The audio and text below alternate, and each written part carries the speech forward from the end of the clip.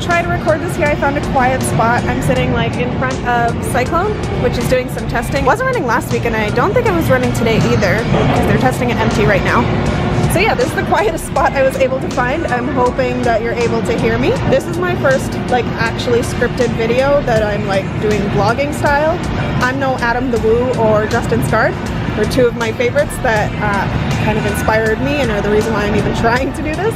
So bear with me, give me some time to learn. I will get there eventually, but for today, I just wanted to share some info about Dragonfire because I'm super excited about the original coasters that opened with this park and the fact that we still have as many of the original rides as we do. So I want to share some of the info with you guys. So here we go.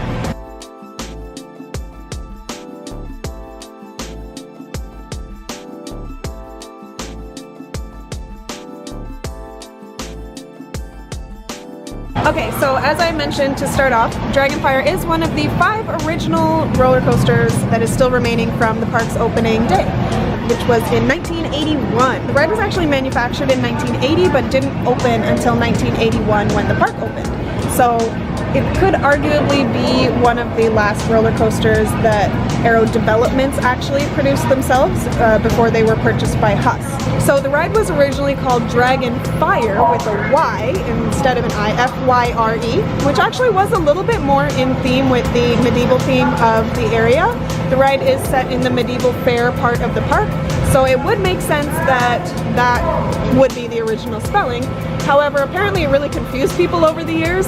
That one and Wild Beast were originally using sort of old world spelling, and it threw a lot of people off, so eventually they did change the ride name.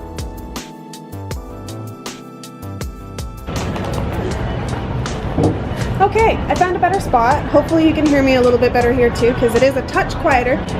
So a couple of things about Dragonfire. Reportedly had the longest wait in the park in the year 1982. So in 1981, obviously the park was brand new. A lot of people were just figuring out what Canada's Wonderland was even all about. But in 1982, apparently it had the longest wait in the entire park. So just to give you an idea of how coasters have changed between 1982 and now, the longest wait in the park today would be Leviathan, which is like 300 feet tall. And the longest wait in the park back in 1982 was Dragonfire. Dragonfire also has the highest total ridership over every other ride in the park. As of 2016, it had over 39 million rides since 1981. So that's a lot of riders. Now this is the only remaining Arrow coaster in the whole world to have a counterclockwise looping corkscrew, which is pretty awesome. It wasn't always the only one in the world. There used to be another one. Dragonfire at Busch Gardens, Williamsburg used to also have a counterclockwise corkscrew. However, you may know that ride closed, and so that leaves us with Dragonfire as the only remaining one. It's really awesome to see these rides that have such history staying and being maintained and riding beautifully at our park here in Wonderland. Pretty cool. So this ride was designed and manufactured by the legendary Aerodynamics. Now Arrow is best known probably for their work that they've done for Disney. Back in the early days, Arrow did the Matterhorn bobsleds as well as numerous other rides for the Disney parks. And Arrow was also known for doing a whole bunch of firsts in the coaster industry. I think I would have to commit an entire separate video to everything that Arrow has done and the history of Aerodynamics, but just know that it's really cool that we still have one of that legendary manufacturer's rides here running beautifully at Wonderland, and the only one of its kind in that it is a counterclockwise corkscrew, which is really awesome. So Dragonfire was originally designed and actually built to operate 3 trains. If you've been on the ride these days, you'll know that it's only running 2 trains. So what happened? Well, like I said, it was actually built with 3 trains, so when Wonderland built the ride and, you know, Arrow sent their designers over and all of that, they actually had 3 trains.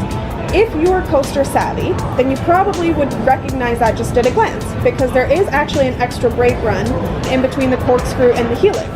So if you are ride savvy and you know a little something about roller coasters, you know that for every extra train, there needs to be an extra place for that train to stop. So that if something were to happen, you don't have 2 trains running at the same time, potentially causing a collision.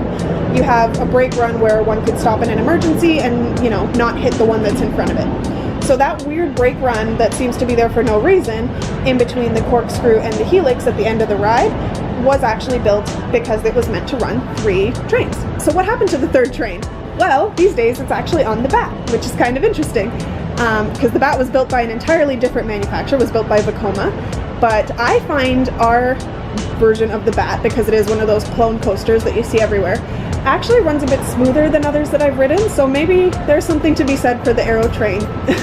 Now, if you've ever ridden Dragonfire or a similar model of Arrow Corkscrew or Custom Looper, just imagine stopping really abruptly right after the Corkscrew itself. You go through this crazy corkscrew and then the ride just stops.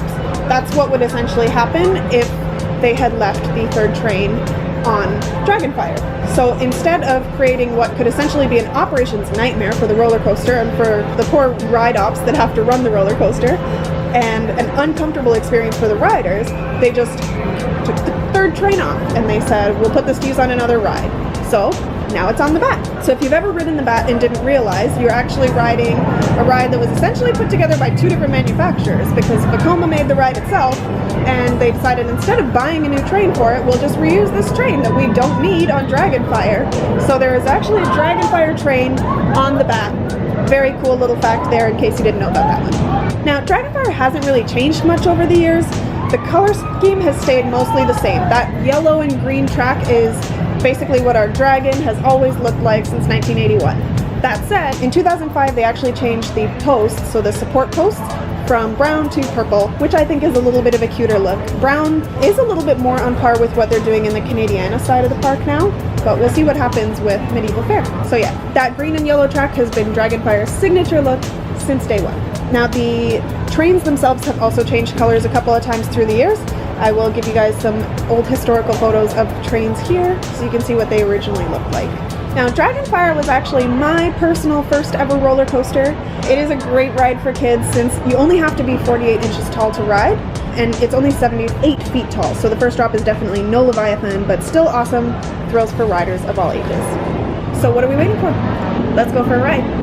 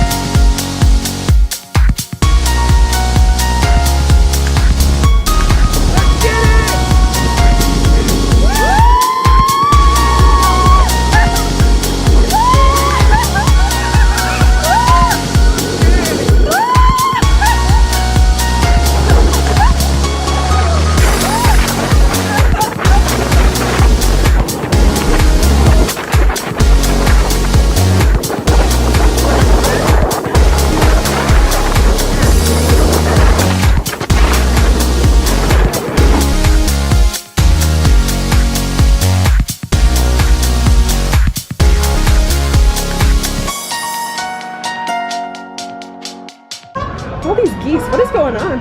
Oh, they're pooping as they fly. It's wonderful. Sorry, I literally saw a squirrel. ADHD problems.